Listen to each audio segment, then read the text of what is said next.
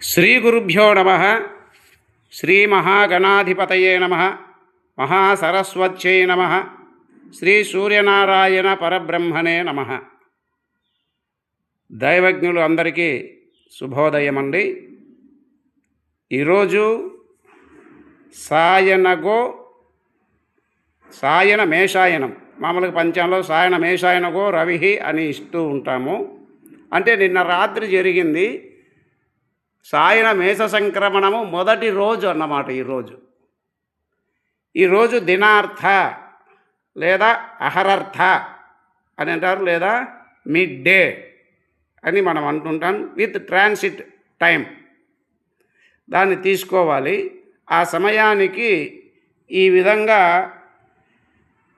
ఖగోళ వృత్తం 360 డిగ్రీలు ఉన్నటువంటి వృత్తాన్ని తీసుకొని పెట్టుకోవాలి. 368 లేదా ముందర ఉన్నటువంటి చక్రంలో 0 అనేది ఉత్తరానికి చూడాలి. 360 డిగ్రీలు ఎలా ఉంటుంది కదా, 360 ఉత్తరానికి చూస్తూ ఉండాలి. వాటితో పాటు ఈ విధమైనటువంటి పరికరాలు, యంత్రాలు ఇవన్నీ మనకు సామాగ్రి అవసరం. ఒక కోలదబ్బ అంటే స్కేలు, ఇక్కడ కింద ఉన్నటువంటిది ఒక ఫీటు అవతల ఉన్నటువంటిది అది సూర్యదర్శిని అని అంటారు దాన్ని. ఇక్కడ ఉన్నటువంటిది ఇది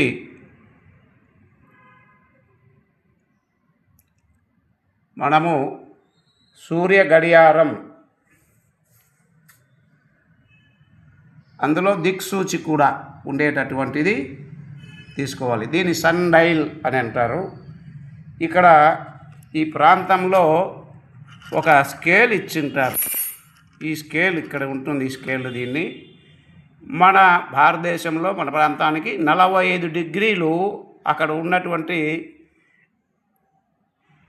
న్యాబ్ ఏదైతే ఉందో నీడను చూపించేది, దానిని మనము 45 డిగ్రీలు పైకి లేపి స్థిరంగా ఉంచుకోవాలి. ఇలా క్రాస్గా దీన్ని ఇటువైపు పెట్టుకోవాలి. దీంట్లో మనకు మధ్యలోనే దాంట్లోనే అంటే ఉత్తరం సైడు. ఆ తర్వాత మనము దినార్థ అనేది ఎప్పుడు వస్తుందో దాన్ని బట్టి ఇక్కడ ఈ విధంగా ఖచ్చితంగా ఈ మధ్య ప్రాంతంలో అలా సెట్ చేసుకోవాలి. అలా పెట్టుకున్న తర్వాత ఎప్పుడైతే మనకు ఈ స్కేల్ కూడా కోలదబ్బ అంటారు దీన్ని, ఈ స్కేల్ కూడా మనము ఖచ్చితంగా దీనికి మధ్యకు వచ్చేట్టుగా ఈ ప్రాంతంలో వచ్చేట్టుగా పెట్టుకోవాలి, సెట్ చేసుకోవాలి. దీని లోపల దిక్సూచి ఉంటుంది. అది ఖచ్చితంగా ఉత్తరాన్ని చూపిస్తుంది అన్నమాట. మన సెల్లో టైం ఏదైనా తప్పు ఉన్నా కూడా ఐఎస్టీకి ఉన్నా మనకు ఉన్నటువంటి లోకల్ మీన్ టయానికి ఖచ్చితంగా అది మనము స్టార్ట్ చేసి పెట్టుకున్నట్లయితే దీనికి ఒక పక్క నిప్పు లాంటిది ఇచ్చి ఉంటారు. దాన్ని మనము తీసి సరి చేసి పెట్టుకున్నాము అంటే కనుక ఇది ఆ దిక్సూచి ఖచ్చితంగా దీని మధ్యలో ఉంటుంది.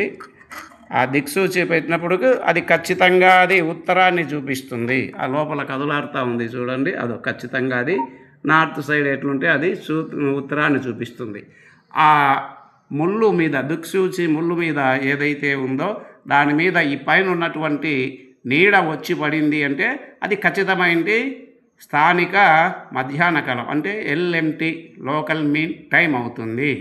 అప్పుడు ఈ నీడ ఎంతవరకు పడింది ఈ స్కేల్ మీద, ఈ కోలబద్ద అంటారు కదా, ఈ కోలబద్ద మీద ఎంతవరకు నీడ, ఎన్ని అంగుళాలు, పక్కన ఎన్ని పాయింట్లు వచ్చాయని చెప్పేసి రాసి పెట్టుకోవాలి.